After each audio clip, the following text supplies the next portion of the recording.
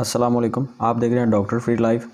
मैंने आज काफ़ी सारी वीडियोस देखी जिनमें होममेड सोप बनाने का तरीका बताया जा रहा था और साथ में ये एक दावा किया जाता है होममेड सोप बनाने के हवाले से कि घर में जो आप साबुन बनाते हैं उसके नुकसान नहीं होते। और नुकसान क्यों नहीं होते कि उनमें केमिकल्स नहीं डाले जाते। अब केमिकल कैसे नहीं डाले जाते उसके बारे में मैं आपको थोड़ी सी डिटेल देता हूँ। घर में जो साबुन बनाए जाते हैं उसमें इस्तेमाल किए जाते हैं सोप बेस और ग्लिसरीन और उसमें आलमंड ऑयल, या आप इस्तेमाल कर सकते हैं बीट रूट यानी कि चुकंदर। और इस तरह से इंग्रेडिएंट्स आपके अपनी मर्ज़ी के होते हैं। उसमें आप कोई भी इंग्रेडिएंट अपनी मर्ज़ी से डाल सकते हैं। आप चाहे तो उसमें साबित जो बादाम होते हैं, आलमंड होते हैं, वो भी आप डाल सकते हैं। हम बात करते हैं कि असल बात क्या है, जो घर में साबुन बनाते हैं और जो बाज़ार से मिलता है क्या वो सेम होते हैं, क्या उनमें डिफरेंस होता है। तो उससे पहले चैनल को सब्सक्राइब कर दें, रेड कलर के बटन को दबा दें और इंस्टाग्राम पे मुझे फॉलो ज़रूर करें।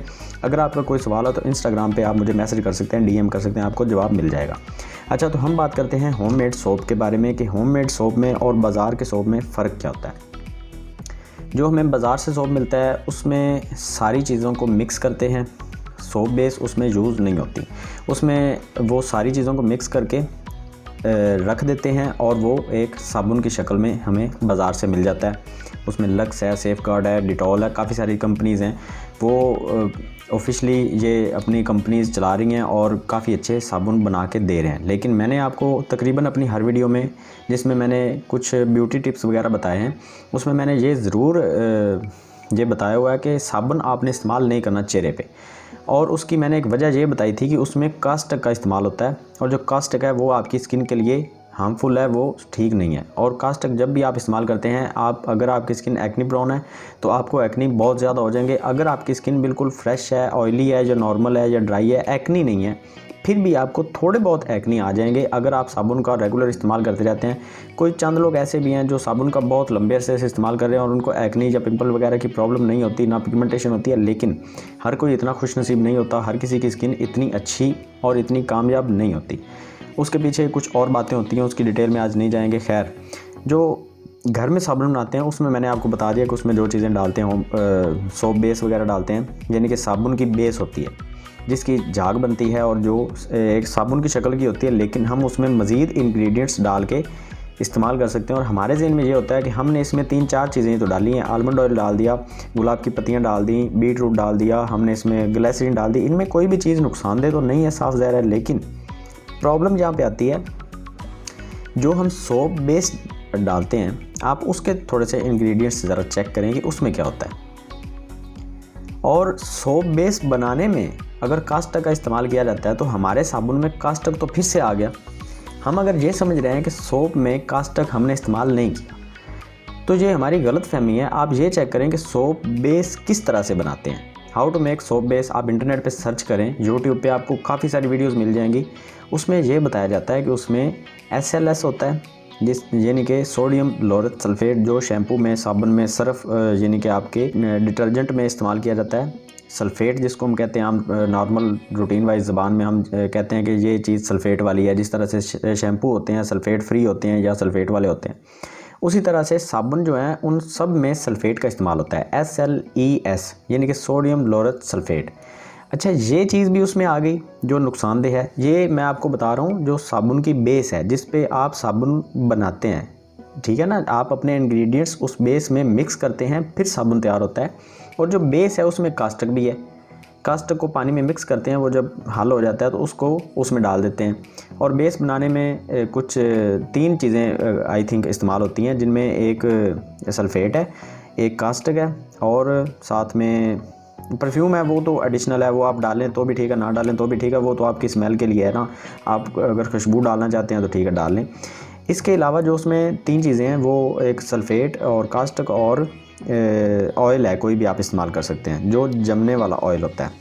उसमें आप कोकोनट ऑयल का भी इस्तेमाल कर सकते हैं और काफ़ी सारे ऑयल होते हैं ना जो जम जाते हैं। आप उनको रख दें तो वो अपनी शक्ल जो है वो तब्दील कर लेते हैं। गर्म करने के बाद वो लिक्विड हो जाते हैं, ठंडा करने के बाद वो ऑयल बन जाते हैं। तो साबुन की जो बेस होती है उसमें ये 3 चीज़ें मेन इंग्रेडिएंट्स होते हैं, केमिकल्स होते हैं। तो ये हम बेस लेके उसमें अपनी तरफ से कोई 3-4 अच्छे इंग्रेडिएंट्स डाल के हम ये सोचते हैं कि हमने घर में साबुन बनाया, इसका इस्तेमाल हमें अब जायज़ है, हमारे लिए कोई मसला नहीं है। जायज़ से मतलब ये है कि ये हमारे लिए सेफ़ है, कोई मसला नहीं है। तो ये आपकी गलत फहमी है। अगर आप घर में साबुन बना के इस्तेमाल करना चाहते हैं तो करें, मैं आपको ये नहीं रोकता कि आप इस्तेमाल ना करें, लेकिन आप उसके साइड इफ़ेक्ट से बच नहीं सकते। आप कास्टिक के साइड इफ़ेक्ट से बच रहे थे जो आपको बाज़ार से साबुन मिलता है, लेकिन कोई भी साबुन कास्टिक से फ्री नहीं है जो आपको नॉर्मल जो साबुन मिलते हैं। अगर आप बात करते हैं ग्लूटाथायोन की, उसके फार्मूले का मुझे आइडिया नहीं है। कुछ लोगों से ये सुना है कि ग्लूटाथायोन के जो सोप हैं उनमें कास्टिक का इस्तेमाल नहीं करते क्योंकि वो स्किन की रिपेयरिंग के लिए होता है और उसमें कास्टिक का इस्तेमाल नहीं होता। लेकिन मैं यहाँ पे आके थोड़ी सी कन्फ्यूजन रह जाती है कि कास्टिक के बिना अगर साबुन बन सकता तो कई कंपनियां और भी हैं, वो कास्टिक के बिना साबुन क्यों नहीं बनाती। कास्टिक इतना ज़रूरी है कि सेफ गार्ड वाले, लेक्स वाले, जो इतनी बड़ी बड़ी कंपनियां बन चुकी हैं पूरी दुनिया में उनका नाम है, और डेटॉल वाले, वो सारे कास्टिक की बेस पे साबुन बना रहे हैं। तो ग्लूटाथायोन वाले अगर कास्टिक के बिना साबुन बना सकते हैं तो और कोई क्यों नहीं बना सकता, ये कन्फ्यूजन है। और मैंने अभी तक उसका फार्मूला चेक नहीं किया, लेकिन मैं यहाँ पे ये बता सकता हूँ आपको कि इतना ज़्यादा रिस्क लेने की ज़रूरत क्या है। आपके पास फेस वॉश का एक ऑप्शन मौजूद है, तो आप कास्टिक वाले साबुन ही इस्तेमाल क्यों करना चाहते हैं।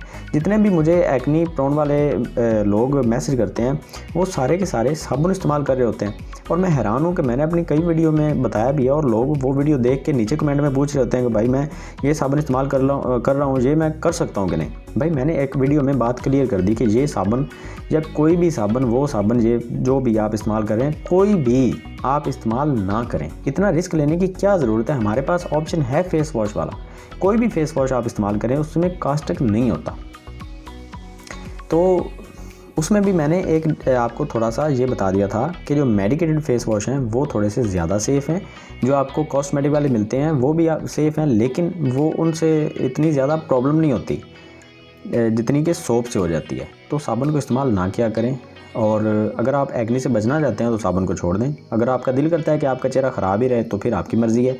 लेकिन ये जो मैंने आपका कन्फ्यूजन क्लियर कर दिया है कि घर में साबुन बनाएं और बाज़ार से साबुन लाएं, तो बात एक ही है, उसमें कास्टिक का ही प्रॉब्लम होता है और सल्फेट का। वो दोनों चीज़ें आप उसमें पहले से डाल के बैठे हैं। आप घर में बना रहे हैं या आप बाज़ार से लेके आ रहे हैं, ये अपने जहन से वहम निकाल दें कि हमने बाज़ार से साबुन लिया है, ये ख़राब है, इसमें कास्टिक और सल्फेट है। वो तो आपको बेस में मिल रहा है, और बेस के बिना आप साबुन नहीं बना सकते। वो एक लिक्विड बन जाएगा, या आप उसको डायरेक्ट किसी तेल में डाल दें तो वो क्रीम टाइप बन जाएगा, वो साबुन नहीं बनेगा, उसमें झाग नहीं बनेगी, तो उससे फिर क्लींजिंग नहीं होगी। तो ये चीज़ मैंने आपको क्लियर कर दी है। अगर आपको वीडियो अच्छी लगी है तो लाइक कर दें, चैनल को सब्सक्राइब करना बिल्कुल भी ना भूलें, और कोई सवाल है तो कमेंट सेक्शन में भी पूछ सकते हैं, और इंस्टाग्राम पे भी मुझे मैसेज कर सकते हैं, और फॉलो भी ज़रूर करें इंस्टाग्राम पे। अल्लाह हाफिज़।